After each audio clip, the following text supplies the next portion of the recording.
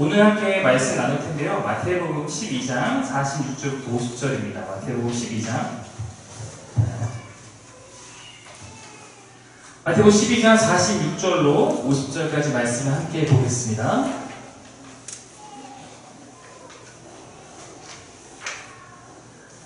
네, 우리 함께 같이 말씀 한번 읽어보도록 하겠습니다. 한 몫으로 읽겠습니다. 시작. 예수께서 우리에게 말씀하실 때 그의 어머니와 동생들이 예수께 말하려고 밖에 섰더니 한 사람이 예수께 여짜오되 보소서 당신의 어머니와 동생들이 당신께 말하려고 밖에 서 있나이다 하니 말하던 사람에게 대답하여 이르시되 누가 내 어머니이며 내 동생들이냐 하시고 제자들을 가리켜 이르시되 나의 어머니와 나의 동생들을 보라. 누구든지 하늘에 계신 내 아버지의 뜻대로 하는 자가 내 형제요 자매요 어머니이나 하시더라. 아멘. 오늘 팩트가 거의 없고 설교도 아마 딴 때보다 좀 짧게 전하려고 합니다. 좀 집중해서 같이 나눌 텐데 오늘 형제요 자매요라는 말씀으로 함께 나누려고 합니다. 제가 오늘 이제 보시면 우리가 5월달에 이렇게 성도에게 드릴 때 이후로 처음으로 이렇게 옆쪽으로 해서 하는데 옆쪽으로 이렇게 나누고 싶었던 이유는 조금 그래도 이렇게 둥글게 앉아서 약간 그래도 서로가 서로를 좀 바라보고 함께 한 공동체에 대한 좀 느낌을 예배하고 싶어서 그리고 저도 좀 이렇게 위에보다는 같은 높이에서 예배하고 싶어서 이렇게 다시 편성해봤습니다. 왜냐면 오늘 나누는 주제가 우리가 한 형제요 한 자매라는 주제이기 때문입니다. 여러분 우리 교회에 소그룹이 5개가 있습니다. 소그룹의 이름이 팸입니다. 팸은 우리가 알다시피 패밀리를 줄여서 팸이라고 이름 지은 거고요. 우리가 결국 가족이라는 의미입니다. 우리는 5개의 팸이 있는데 5개의 팸이 모여서 사귐의 교회라는 한 가족을 이루는 것이고 또한 하나님 아버지를 고백하는 모든 이가 사귐의 교회 밖에 있든지 안에 있든지 모두 다 하나님 안에 한 가족이라는 것이 기독교 신앙의 고백이고 성경이 가르치는 바입니다. 여러분 오늘 말씀을 보시면 이 말씀은 우리를 이렇게 당혹해하는 말씀입니다. 잘 어찌 보면 약간 예수님 냉혹하네 라고 느껴질 수 있는 말씀이죠. 만약에 지금 여러분 이 상황을 여기서 생각해서 제가 말씀을 지나보는데 저기서 지금 저희 아내하고 유아하고 권아가 막 저희 아빠 옆에서 뭐 여보 막 이러면서 있는데 우리 지원쌤이 나가서 이렇게 얘기 듣고 선생님 권아가 아빠를 찾습니다. 그랬더니 제가 누가 내 아빠냐 누가 내 가족이고 여기 있는 사람들이 내 가족이다 이렇게 말하면 여러분도 아마 조금 목사님들이 냉혹하시네, 냉혈하네 이렇게 생각할 수 있고 만약에 밖에 있는 우리 믿지 않는 사람들 여러분은 그래도 조금 이 의미를 이해하니까 그래도 그렇게 받아들이죠. 밖에 있는 사람들은 저 목사가 진짜 미쳤구만 이렇게 할지도 아마 모를 겁니다. 보통 피는 물보다 심하다고 얘기하는 것이 우리의 이야기이기 때문에 그렇습니다. 그러나 오늘 본문이 말해주는 메시지 포인트는 하나님의 가족이 되는 것은 피로 되지 않는다는 거예요. 예수님께도 피로 된 혈연지간에 가족들이 있습니다. 그렇지만 그런 것으로 하나님의 가족이 될 수 있는 조건이 갖춰지는 것은 아니다. 다른 것에 우리의 가족이 됨에 조건으로 달려있다. 바로 하나님의 뜻대로 행할 때 그들이 예수님 안에 한 가족이다라는 것을 말하는 것입니다. 다행스럽게도 오늘 여기서 내침을 받았던 어머니나 형제들이 처음에는 이때는 특히 예수를 생각 방해하고 말리려고 보였거든요. 그래서 이렇게 딱 선을 그어서 얘기했지만 후에 육적인 예수의 가족들도 영적인 가족으로 변화해야 되게 됩니다. 그들에게도 하나님의 은혜를 비추어서 결국 그들이 하나님의 뜻을 이해하게 되었기 때문이죠. 바로 신약 성경 야고보서와 유다서는 예수의 동생들에 의해서 기록된 그런 말씀들이기도 합니다. 결국 우리가 하나님의 가족이 된다는 것은 다른 의미로 말하면 우리가 계속 다루는 것처럼 구원에 관한 메시지입니다. 하나님 나라에 참여한다는 것이 하나님의 가족 된다는 것과 다르지 않은 메시지입니다. 그런데 성경은 무엇보다 다른 것보다 가족이라는 이 개념을 통해서 우리와 하나님과의 관계를 설명하고자 할 때가 많습니다. 여러분 잘 아는 말씀은 요한복음 1장 12절에 이런 말씀이 있죠. 영접하는 자, 곧 그 이름을 믿는 자들에게는 하나님의 자녀가 되는 권세를 주셨다라고 말하고 있습니다. 우리가 하나님을 믿을 때 하나님의 자녀가 된다라고 성경 말하고 있다는 거예요. 여러분 아시겠지만 교회는 신약시대 이후로 만들어지는 공동체이지만 가족이라는 것은 에덴에서부터 하나님께서 만드신 그런 가장 최초의 공동체입니다. 공동체가 가장 먼저 어떤 식으로 존재하는가? 가족으로 존재했다는 거예요. 가족을 만들어준 것은 또 다른 사람이 아니라 하나님께서 아담의 혼자의 됨을 기뻐 보이시지 않았기 때문에 홀로 가서 아담에게 하와를 주셔서 가족이 되라라고 말씀하셨습니다.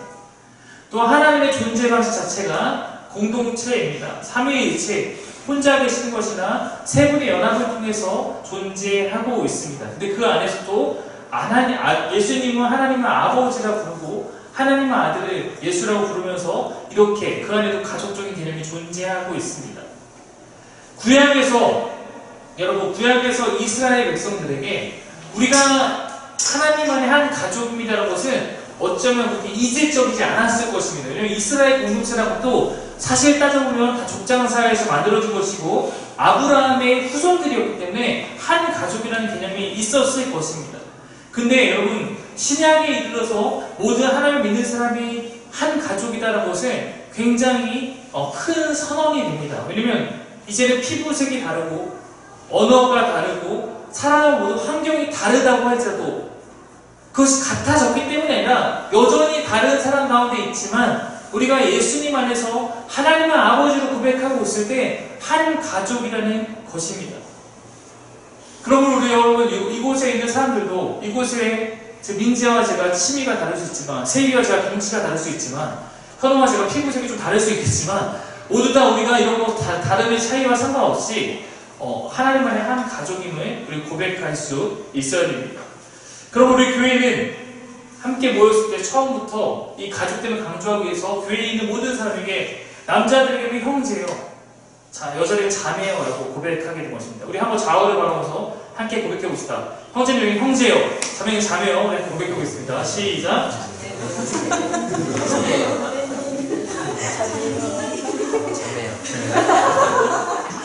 우리 유빈자매님, 네. 유빈자매님.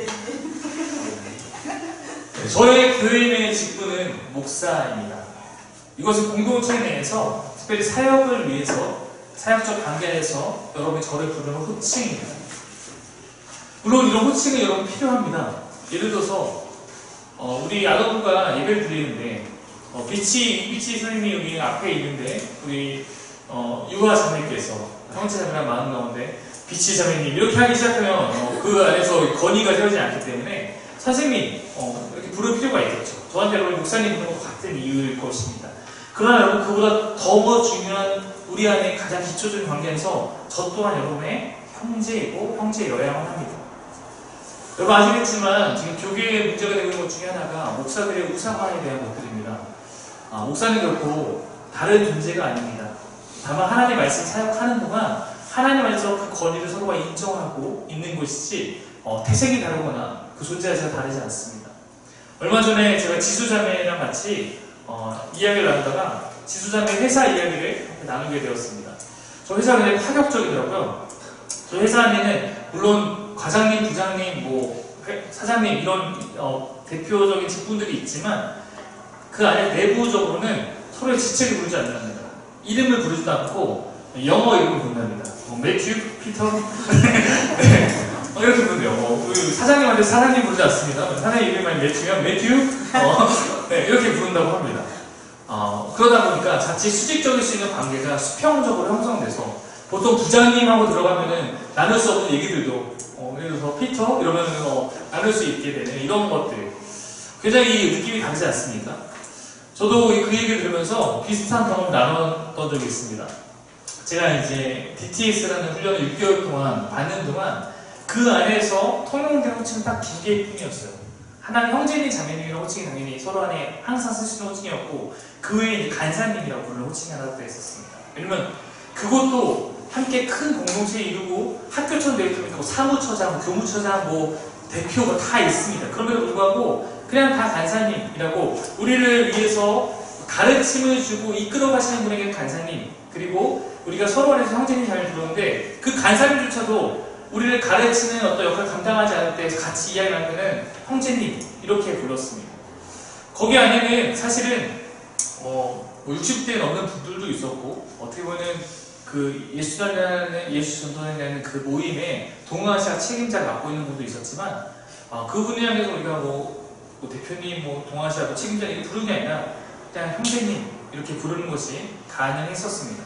훈련의 시간을 벗어나면 누구나 형제님, 자매님, 훈련의 시간 안에서 그때만 나를 교육하는 분에게 간사님 이렇게 부르곤 했습니다.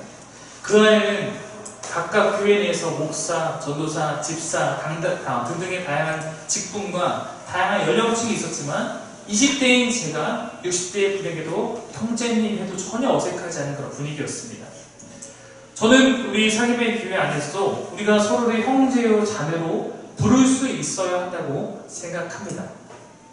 제가 여러분 양육하는, 설교하는 목회자 역할 담당하고 있을 때는 물론 제가 목사로서의 권위를 가져야 하지만 그렇지 않은 순간 저 또한 한 사람의 성도이며 한 형제이고 이곳에 정말 다양한 연령층의 사람들이 있지만 이곳에 있는 모두가 형제, 자매로 우리가 인식하고 부를 수 있어야 합니다. 그러므로 저는 우리 안에서 혹시 서로가 서로의 직분을 부르지 않고 예를 들어서 청경수 집사님이라고 부르지 않고 누군가가 현우가 갑자기 청경수 형제님 불러도 그 의미를 기억하시면 좋아하시면 좋겠습니다. 네. 그래서 제가 한 번도 자매님이라고 불러보지 않은 사람들이 대표적인 전명자 집사님, 항상 전명자 집사님 부르는데 그래서 전명자 자매님 혹은 더 친근하게 명자 자매님 불러도 네, 가능할 수 있어야 된다고 저는 생각합니다. 그치요 집사님? 그치요 자매님? 그런 의미에서 여러분 한번 저를 향해서 우리 정규 형제님이라고 네, 불러보도록 하겠습니다. 시작! 네, 가능합니다. 네, 이렇게 부를 수 있어야 한다고 생각합니다. 말로만 그렇게 하는 게 아니라 우리가 말로만 사랑하지 말고 행함과 진실함으로 사랑하라고 가르쳤듯이 우리는 형제 자매를 부를 때 진짜 형제 자매로서 대할 수 있게 노력해야 됩니다. 그래서 제가 특별히 하나 권장하고 싶은 거는 의무상은 아니지만 우리 회 모임할 때는 최대한 우리 형제님, 자매님 이렇게 한번 나눠보면 어떨까라는 생각을 해보게 됩니다. 요즘에 개인주의가 굉장히 심화된 사회입니다. 그 안에서도 개인주의를 좀 넘어서 어떤 집단 이기주의 형태가 나타날 때가 있는데 집단 이기주의의 가장 대표적인 것은 내 가족이라는 딱 틀을 정하는 것입니다. 그러나 교회는 그것을 뛰어넘어야 할 줄 믿습니다. 내 가족에 의하면 만사제치고 뛰어대고 무조건적인 편을 들어주는 경우가 많이 있습니다. 그러나 내 가족을 벗어난 교회 내에서 다른 사람에게 무관심할 때가 많은 것이 또 교회의 슬픈 모습이기도 합니다. 그러나 교회는 그래서 안 됩니다. 내 가족을 대하는 것처럼 우리가 최선을 다해서 이곳에 모여있는 사람들에게 관심을 갖고 그들을 돌볼 때 정말 이곳에 아름다운 하나님의 공동체가 세워지는 거라고 생각합니다. 오늘 여러 못 오는 소식 가운데 사실은 가족의 모임이나 가족의 행사로 인해 못 오시는 분들도 있었습니다. 정죄하고자 하는 것이 아니라 우리가 그러나 그렇게 가족에 대한 마음을 갖고 있듯이 이곳에서 누군가가 어떤 일을 당했을 때 이곳에 있는 사람들에 대해서도 함께 서로가 동일한 마음으로 움직일 때 정말 이 공동체가 하나님만의 아름다운 공동체가 될 것입니다. 우리 현우가 군대를 갈 때 남의 자식이 군대 가나 보다가 아니라 마치 내 새끼가 내 동생이 군대 가듯이 그렇게 세일이가 신호를 볼 때에도 마찬가지로 누군가가 이곳에 아파서 고통당하고 속을 들을 때도 마찬가지로 그렇게 움직일 수 있을 때 이곳 정말 아름다운 하나님 공동체가 될 수 있을 것입니다. 마가복음 10장 29절부터 한번 말씀 한번 띄워주시겠습니까? 바로 뒤에 있을 것입니다. 우리 한번 마가복음 10장 29절 한번 같이 읽겠습니다. 시작! 예수께서 이르시되 내가 진실로 너희에게 이르노니 나와 복음을 위하여 집이나 형제나 자매나 어머니나 아버지나 자식이나 전부를 버리고 10절 한 데 있어 집과 형제와 자매와 어머니와 자식과 전부를 때나 밖에를 경활하고 내세의 영생을 갖지 못할 자가 없느니라. 네, 이 말씀은 굉장히 중요한 말씀입니다. 우리가 예수님을 따를 때 많은 사람이 갖고 있는 헛된 기대를 갖게 하는 말씀이기도 하고 이 의미를 정확히 파악했을 때 정확한 기대를 갖게 되는 말씀이기도 합니다. 이 말씀에 보면 우리가 복음을 위해서 집도 버리고 형제도 버리고 자매도 버리고 어머니 버리고 아버지 버리고 전토, 재산을 말하는 것이죠. 모든 것을 버려야 합니다. 이 버리라는 것은 진짜 내가 복음을 위해서 내 어머니 갖다 버리고 내 자식 갖다 버리는 건 당연히 아닐 거라고 알고 있을 거라 생각합니다. 이것은 그만큼 우리가 다 포기한다는 것은 삶의 우선권을 바꾸는 문제라고 했습니다. 하나님을 위해서 가장 최선의 삶을 살겠다는 것을 실제로 실천하는 그런 행함이 있어야 된다라는 것입니다. 이 모든 것보다 복음을 더 우선시 여기고 예수를 더 사랑하는 것이 우리 모든 사람에게 같이 필요하다는 것입니다. 우리 이렇게 뭔가 내가 이 땅 가운데 하나님 믿기 위해서 버렸을 때 간혹 잘못된 기대를 가지거나 할 때가 있습니다. 잘못된 기대 가운데 하나는 나중에 천국에서 채워주겠지라고 할 때가 있는데 우리가 받는 이것에 대한 보상들은 천국에서만 이루어지는 것이 아님을 상급편을 통해서 또 다뤘듯이 그렇지 않습니다. 또한 어떤 사람들은 이것이 현세, 여기 분명히 30절 보면 현세라고 말하고 있거든요. 30절. 네, 현세. 이 땅에서 우리가 이제 이거에 대해서 하나님께서 채워주실 것인데 이것을 그냥 물질적인 힘에 의해서 내가 하나님께서 땅 한 평을 내놨으면 100평으로 보상받는 약간 이런 개념으로 오해할 때도 있지만 그리고 이 말씀을 그런 식으로 내가 편한 대로 이해하기 시작하면 큰 문제가 생깁니다. 여러분 내가 어머니 한 명을 버렸는데 어머니 100명을 얻습니다. 내가 자식 한 명 버렸더니 자식 100명. 우리 수영 기사님 복음을 위해서 자식 3명도 하나님도 귀하게 얻더니 300명의 자식을 얻는다. 등골이 휘어지겠죠. 당연히 이 말씀은 그렇게 이해할 수 없는 말씀이라는 것입니다. 현세에서 우리가 천세와 직과 전토를 받는다라는 것은 그런 의미가 아닙니다. 그리고 보면은 우리가 현세를 받는 것 가운데는 어떤 100배의 것뿐만 아니라 박해도 받고 영생도 얻는다라고 표현하고 있습니다. 이건 물질적으로 계산할 수 있는 것을 받는 것이 아니고 실제로 제자들 살펴보면 그들이 가족보다 더 예수님을 향한 마음으로 가족을 내버려두고 예수 쫓았지만 그들이 이런 100배의 보상을 받은 적은 없습니다. 그러나 다른 의미로 받았습니다. 어떤 의미냐면 여러분 여기에서 가장 중요한 핵심 포인트는 우리가 버린 것은 형제, 자매, 아버지, 어머니, 자식을 버리지만 얻는 것에서는 하나가 빠집니다. 뭐가 빠지죠? 잘 보십시오. 버린 것은 형제, 자매, 어머니, 아버지, 자식을 버리는데 받는 것은 뭐가 있죠? 형제, 자매, 어머니, 뭐가 빠져요? 아버지가 빠집니다. 여러분 왜 아버지가 빠지는지 아십니까?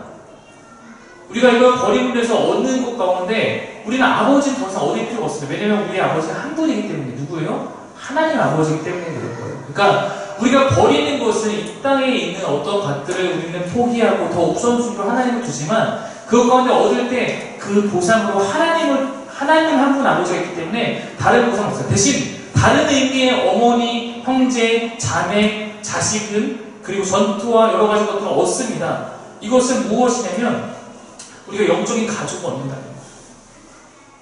자, 제가 2명의 우리 아이들이 저희 육적으로 있지만 이 아이들을 하나님 더 사랑함으로 인해서 하나님께서 저에게 100배라고 표현되는 수많은 자녀들을 주십니다. 정말로 주십니다. 어떻게 주십니까? 민재라는 자녀를 주시고 유나라는 자녀를 주시고 예주라는 자녀를 주시고 이 안에 수많은 하나님의 자녀들 저기 있는 엘림이, 우림이, 디엘이 이런 수많은 영적인 가족들을 얻습니다. 제가 혹시 저희 어머니를 돌보는 것보다 우리 하나님을 귀하게 돌볼 때 그 안에서 저희 어머니도 영적인 가족을 얻고 우리 강정호 지사님, 정명재 지사님 이런 것처럼 수많은 또 어머니도 얻게 되고 수많은 영적인 가족을 얻는다. 우리가 흔히 동역자라고 칭하는 수많은 하나님의 가족을 얻는다라는 개념으로 우리는 이해할 수 있습니다. 저는 목사로 살아보고 있지만 교회 안에 수많은 어머니들을 얻고 수많은 형제들을 얻고 형님과 누님들을 얻고 친구와 동생들, 자녀들을 얻습니다. 당연히 하나님 위해서 버려야 한다고 표현되는 내 육신의 가족도 그냥 버려지는 것이 아니라 그들과 함께 영적 가족이 되어서 그 영적 가족으로서 나는 다시 그들을 얻는 것입니다. 그리고 말씀은 말합니다. 박해를 받고 영생을 얻는다. 우리가 그리스도를 위하여 그렇게 삶을 살아갈 때 쉽지 않은 이유, 이 땅은 박해가 있기 때문입니다. 우리 이 땅에서 칭찬받고 인정받으며 살아가는 삶을 택하지 않았습니다. 때로는 예수 믿음을 위해서 미움받기도 하고 오해받기도 하고 어려움에 직면할 수 있습니다. 그것이 그리스도인의 삶일지도 모릅니다. 그러나 그 고난 뒤에 그것보다 더 큰 영광이 있다고 말하고 우리가 그로 인해서 하나님과 영원히 거한다. 그 밖의 삶을 감당한 믿음의 가운데 걸어가면 우리는 영원한 생명 하나님 나라를 거하게 된다라고 말하고 있습니다. 이것이 신앙생활이죠. 그래서 신앙생활은 하나님의 아버지로 삼고 형제 자매들 모두와 함께 하나님 나라를 위해 더불어 살아가는 것입니다. 여러분 육신의 가족을 내 마음대로 선택한 사람은 없습니다. 태어나 보니까 내 아버지가 이분이었고 태어나 보니까 내 형제가 이 사람이었고 내가 나무리가 되자고 이런 사람인 것입니다. 성향이 맞지 않아도 우리 가족이기 때문에 귀하게 우리가 살아갑니다.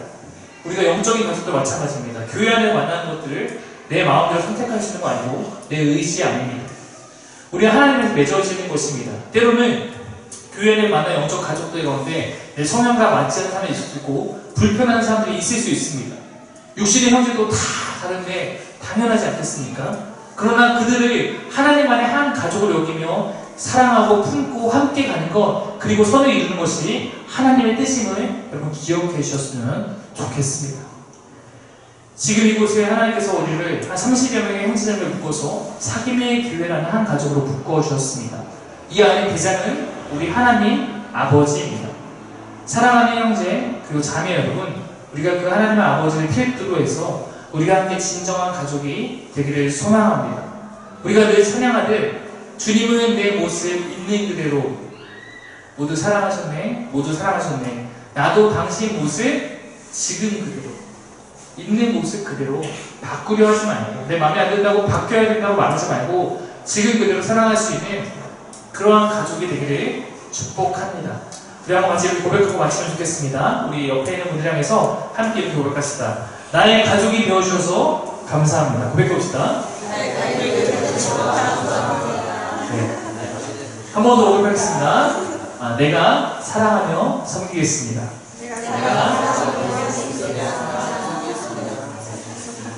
기도하겠습니다.